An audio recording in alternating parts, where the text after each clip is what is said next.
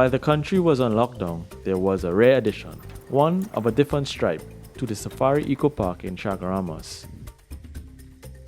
Like most things in life, this one isn't simply black or white. It's a Zedonk. While the country was adjusting during the pandemic, a zebra and a donkey were brought together during isolation. It's not unnatural for this to happen, but the Zedonk had a little help from its caretakers. The Zedonks are very much like mules. They cannot reproduce. The safari is still closed to the public, but the maintenance and care of the animals continue to remain their top priority.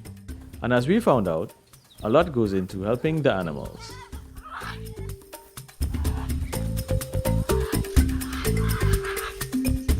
So today we are at the Safari Eco Park in Chaguaramas. Today we're going to see something for the first time that ever existed in Trinidad and Tobago. But I'm going to have Karen Badesi at the side of me, the operations supervisor at the park, and he's going to tell us what we are going to see for the first time in Trinidad and Tobago. And we always have exclusive content here on Inspire TT. Karen, tell me what we're seeing here today.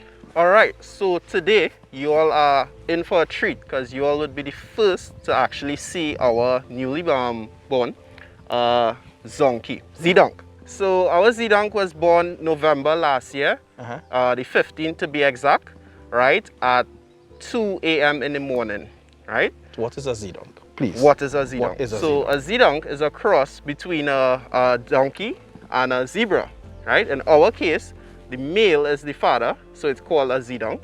If the father was a zebra, it would be called a Zonky, right? Okay. So tell me something.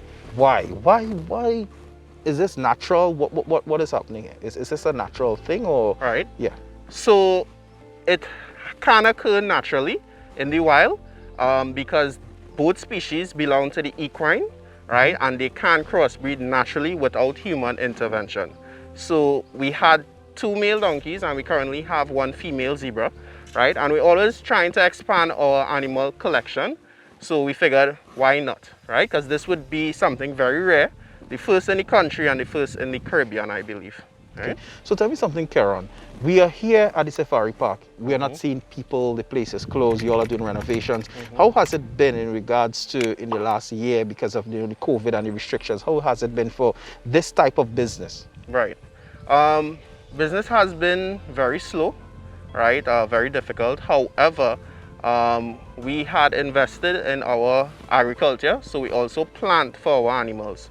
So 80% of the food that our animals consume, we actually grow that ourselves, right? Crops ranging from pumpkin, watermelon, pawpaw, all organically grown. Okay. Right? So Trinidad and Tobago, this is my first time at the Safari Eco Park. Don't bash me, I hardly go out.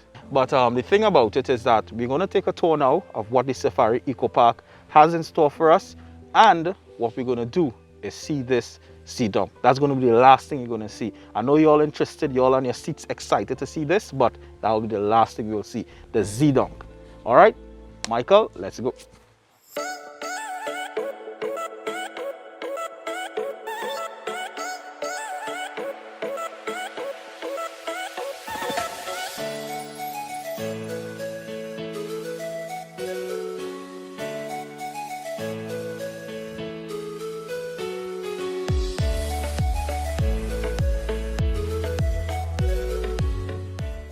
Jack is taking a midday nap right now, right? As you could see, like we talked about, he likes his pawpaw, right? He likes his pawpaw, he likes his banana, kangaroo pellets and corn as well, right? Okay. So Trinidad and Tobago, we see Jack, the kangaroo, at the Safari Eco Park, coming out from his midday siesta and having a quick bite. Right? So bananas, his favorite, right? So this is a red kangaroo, right? Red kangaroos are native to Australia, right? He's not quite fully grown as yet. He has some growing to do still. But as you can see, he's very tame and conditioned. Kangaroos in the wild wouldn't be this docile, right? This is because he is very, very comfortable with human interaction, right? So Jackie boy. let's go to another enclosure and see what is happening at the Safari Eco Park. So Karen is giving us a tour. All right, let's go, Mike.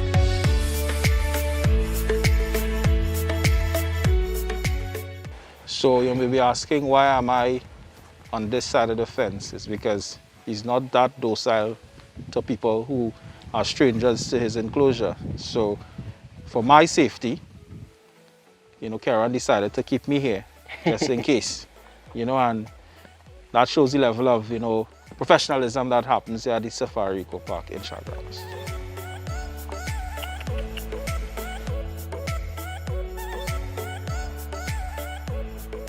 If you look under here, right, it may look like bruises, but it's actually a dye that they secrete, right? And that's how you can tell that they are red kangaroos. Only the males do that. Okay, and you can see it comes off on my hand as well. Okay. On my clothing too. We all want love up, boys.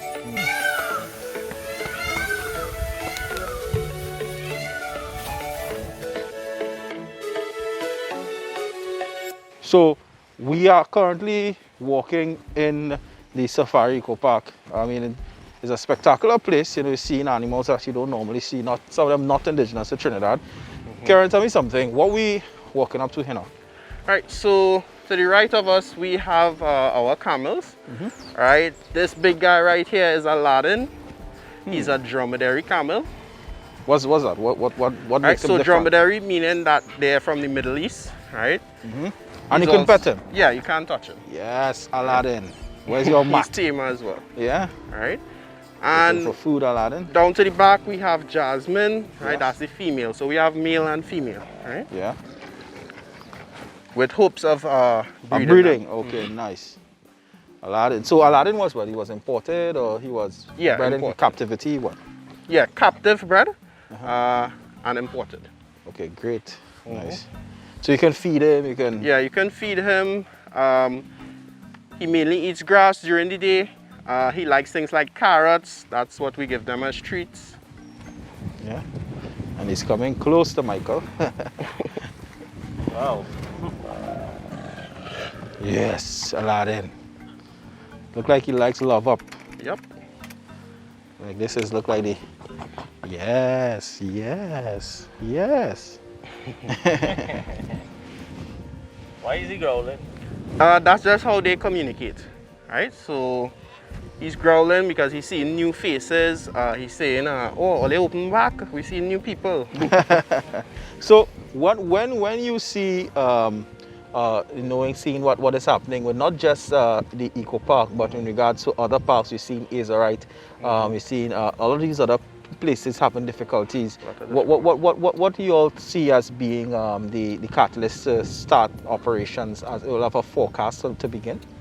Well, right about now, we are also going through a difficult time at the safari. One of the things that we have done though in the past, before the COVID, was that we planted a lot of vegetables, a lot of fruit trees, right? So we grow pawpaw, we grow melangen, we grow a lot of food. So 80% of the food that our animals consume is actually grown by us organically, right? All the poop and everything that goes back to the plants as manure, right? Everything is eco-friendly. So you all have like a sort of a symbiosis. A symbiosis going on in regards of sufficiency and self-sufficient.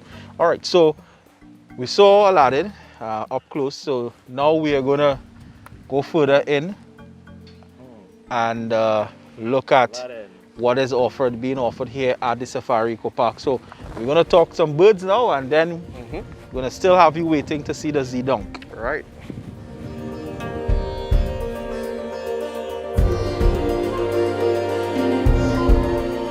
Hello. Who's saying hello?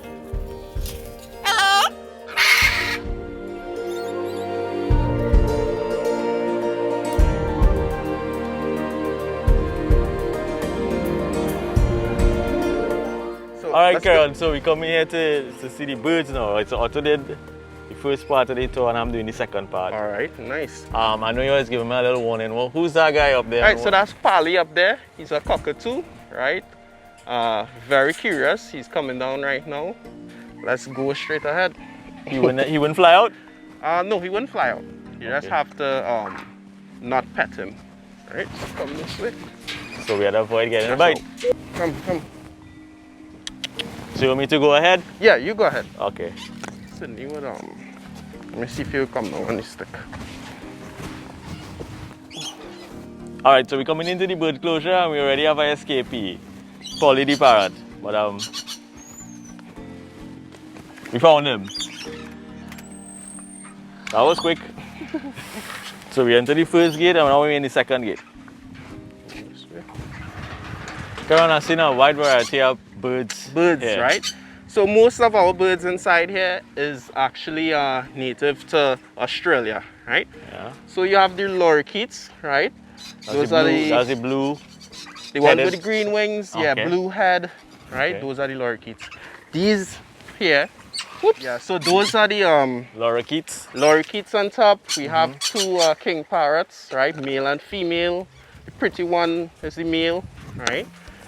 We also have on the ground there, that's a ringneck pheasant. And his purpose inside here, he's the cleaner. So everything that they drop, because they eat very messy, right? He would pick up the scraps. And he's from Australia too as well? No, these are native to Europe, right? Okay.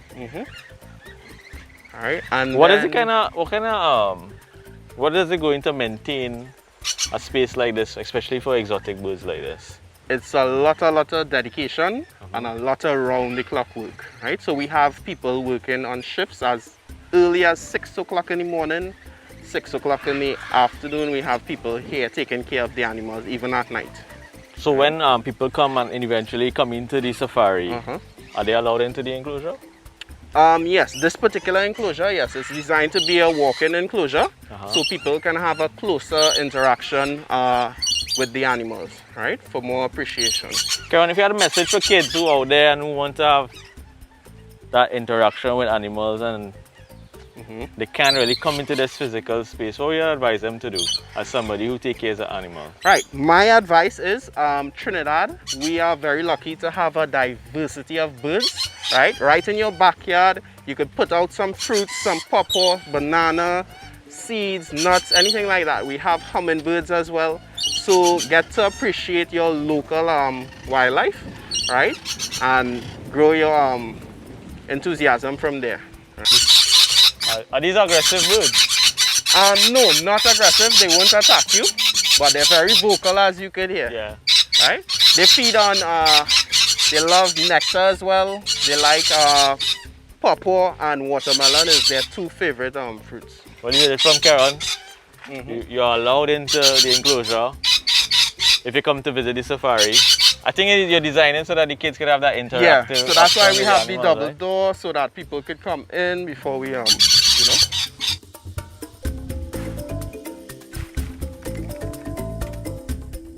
All right, so what we have here, Karen?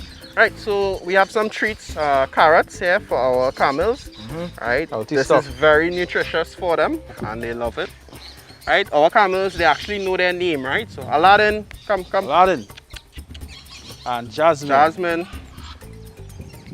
So Aladdin seems to be very he wants his carrots.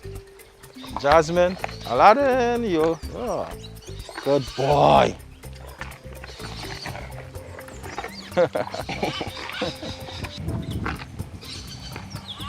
Jasmine, like she wants to. Aladdin is making sure she doesn't get any. Come, Jasmine. Good girl. Right? When they come close, you might notice that they don't have any teeth to the top in front there. Yeah. So it's a gum that they have on top. Is it because that's just their normal stuff? Yes, part of their anatomy because they belong to the Camelidae family. A full-grown male mountain lion can weigh up to 150 pounds. So that gave us all the information, Karen. Right? All right, so I was curious because I saw this guy from across here. What are we looking at here? Right, so here we have a mountain lion, right? Depending on where you are in the world, they call them different things. So if you're in Mexico, they call them pumas. If you're in Canada, they call them cougars, right? The rest of the world, mountain lion, right? Same animal, 3 names. right? Okay. These guys are solitary, so you will always find them by themselves, right? They don't move in a pride like African lions. From a distance, when you look at it, it really does look like a house cat. Yeah, yeah, it's like a big a version male house to cat. yeah, house cat, right? A much heavier version. I guess you wouldn't want to bounce in your house and meet one of these, right? Correct. Right. So in the wild, they won't hunt people naturally unless prey source is very hard to find, right? But they mainly prey on things like rabbits and deer, etc. Right? Here he gets a variety of meat. He gets chicken, horse, beef, etc. Right? What is kind of maintenance for an animal like this? Right. So in terms of feeding, right, it'll be a lot. So sometimes you would get like 3 chickens, 4 chickens, right, a case of liver, things like that, right? And then we have to keep him active. So different things like enrichment, giving him scented treats so that he would smell things that are not familiar to his enclosure, you know, because cats tend to get bored very easily, Okay. And this might be a strange question. right? But with COVID-19, we all wearing masks. Right. An animal like this, who not accustomed seeing human beings with a mask on, Right. how does this animal react with us wearing masks? Right, so most of our animals didn't even realize we had on a mask. Okay. But I noticed one particular animal, which is the kangaroo. The first time I went in with a mask, he didn't recognize me at all. He stood up like he wanted to fight, and I had to show him, take down the mask, and he said, "Oh, it's you." Yeah, and we heard internationally when the COVID-19 pandemic began that animals could be also susceptible to this COVID-19 Yeah. virus. Right? And I noticed that you're wearing your mask. Some of the workers are on the compound are wearing masks. Yeah. Right. So we are abiding by strict COVID-19 regulations. Right? I know you're not to interview this. You said the park is closed, currently closed. Yeah, we have been closed for a while to the public, to the general public, just workers maintaining and feeding animals, etc.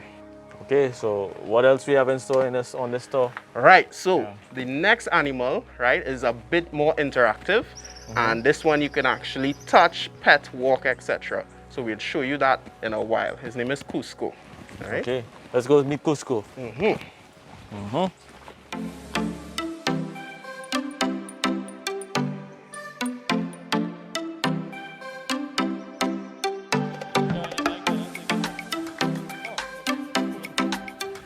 Right, so here we have Cusco, right? Cusco. Cusco is a very proud llama. As you can see, head always up, and he's always strutting when he walks. Okay, wow. I know my daughter must be crying right now. I'm sorry, Nala. Right? So llamas are native to Peru, right? That's the country that you would find them, right? So you want to give him a walk? Yeah, I could. Right, so let me demonstrate how we walk him. He likes to be led, so once he's seen you in front, Yeah. just like this, and you could carry him anywhere you like. So it's a kind of lead dance kind of Yeah. situation. So put this over my shoulder Yep, and lead. there you go. Wow, I can walk in a llama, boy. All Take right. my time. And you could make a left. That's why I say he's strutted. Right, so that's why we call him Cusco. After the movie, The Emperor New Groove. Yeah. Yeah. I noticed when I came for him, right, Cusco, you're very calm. That's okay. If he goes down to graze, just allow him. Okay. I noticed when you came to leash him, right? Yeah. You're very calm. Yeah. You allowed him to come to the leash. Right, Why so did you do that? they sense your behavior. So if you're panicking and you are not sure about what you're doing, that would transfer to them as well, and they would be less likely to relax, right? Do you use these animals as a form of therapy? Could people come in and do Yeah, this they here? can. We have people who actually do that. We had someone who volunteers, and she does her yoga here as well. Could tell us more, Karen, about volunteering. Right. How volunteers normally work with the safari. Right, so to volunteer is simple. We always need volunteers, and we're always happy for the extra hands, right? So if you like to come walk the llama, brush the llama, right? You could reach out to us. You could call us directly or message our Facebook page, right? And we'd get back to you. So my daughter is very fearful. I guess it's because, and the pandemic has proven it more because she's by herself most of the time. Right, right.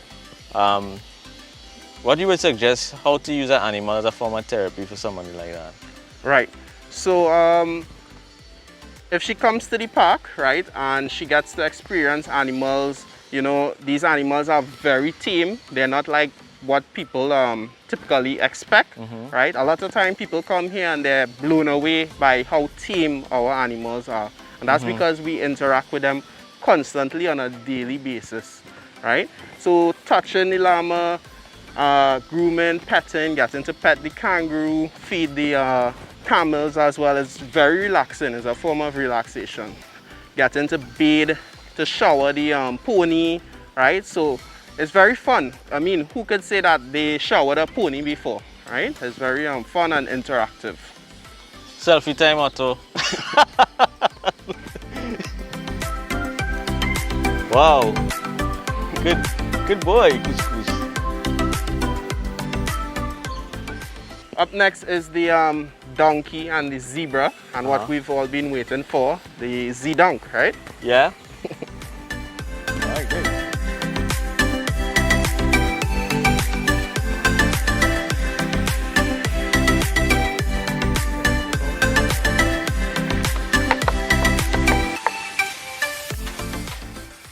What is that? It's a bleach and water mix. The baby would be very susceptible to any foreign bacteria, so because of that we sanitize anyone who goes into the enclosure.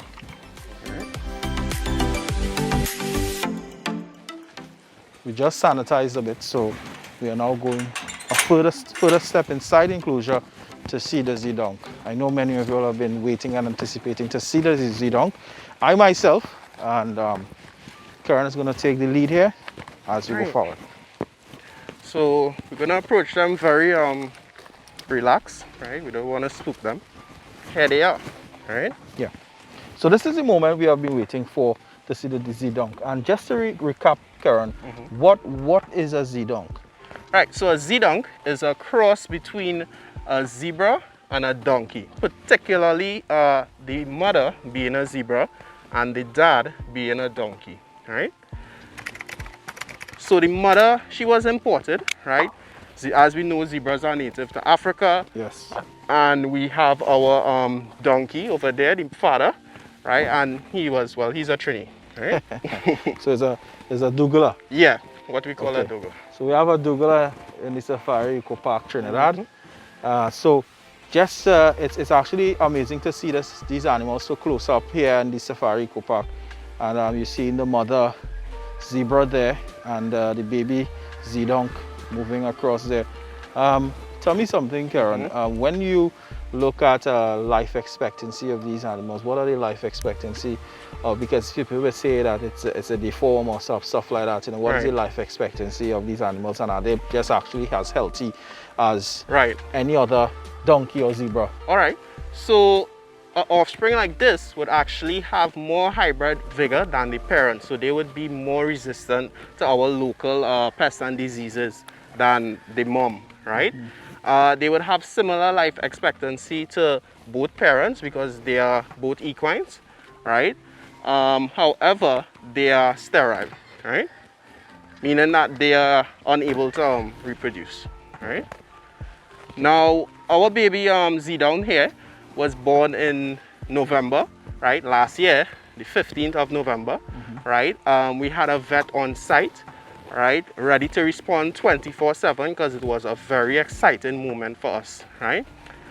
We actually got a call from our security that stays on the compound, right? That was 2 o'clock in the morning, right? And we all came down here to see the moment, right? She was already born and very healthy, right? As you can see, she's grown quite rapidly, right? We are here at the climatic moment where we actually see the first ever Zedonk on our shores in Trinidad and Tobago. And it's actually amazing to actually see this for the first time, that mixture between zebra and donkey here. And you know, it's extremely different experience. And I mean, when the park is open, I would urge many of you all to come and see the the Zedonk, Zedonk, yeah. Zedonk, right? I'm mixing it up a bit, the Zedonk, and be able to, you know, see it firsthand here at the Safari Eco Park in Chaguaramas. So that's all for us here at Inspire TT. Normally Michael close, but unfortunately today I have to close the show. But it was a pleasure being here, and I appreciate you Thanks so much having for us here. coming, Otto, right? We really appreciate it, Yeah, right? man. I appreciate that. So join us for one of our next inspiring coverages across Trinidad and Tobago as we continue Inspire TT to inspire you home and inspire Trinidad and Tobago and share the many amazing stories that we here have to share on our beautiful island.